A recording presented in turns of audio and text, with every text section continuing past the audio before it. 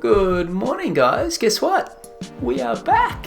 We are back with some more devotional videos based on the Gospel of Mark. From here on in, we're going to be into the second half. So I'm calling these videos the second half. The second half of a footy game is more important than the first half. The second half is when you've got to just stick to the game plan and you've got to get it done. And we're going to be looking at the way that Jesus, as he is portrayed in Mark's Gospel, got it done. You know, in the last episode, we called it a time to conceal. Up until that time, Jesus had been the Messiah concealed. When he would heal someone, he would say explicitly, don't go and tell anyone about this. He was trying to keep it on the down low. And at the end of last episode, he asked the disciples, who do people say I am? And who do you say I am?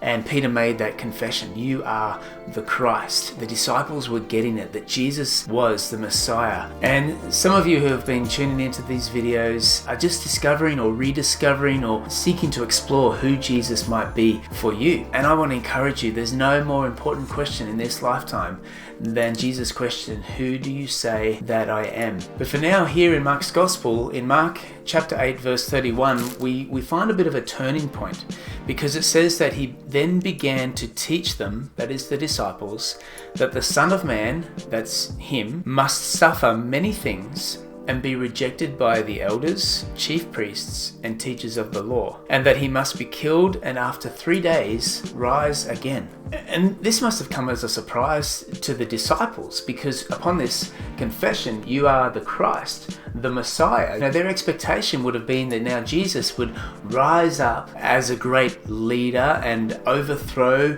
the Roman occupation and become the king of Israel and dominate over surrounding nations, just like their ancestor David had done.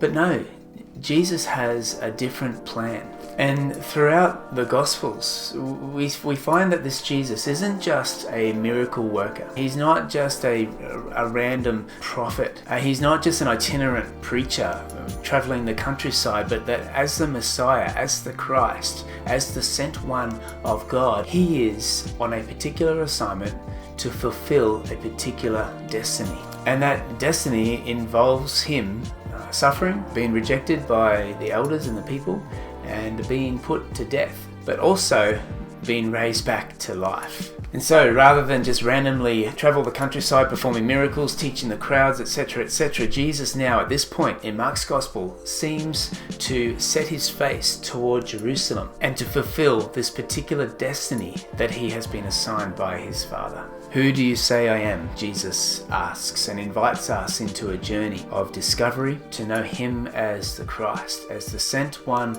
of God who came to die for us and to rise back to new life, pointing the way to eternal life for every one of his followers. May you be blessed as you tune into these devotions, and together let's look at the ways, the works, and the words of Jesus of Nazareth.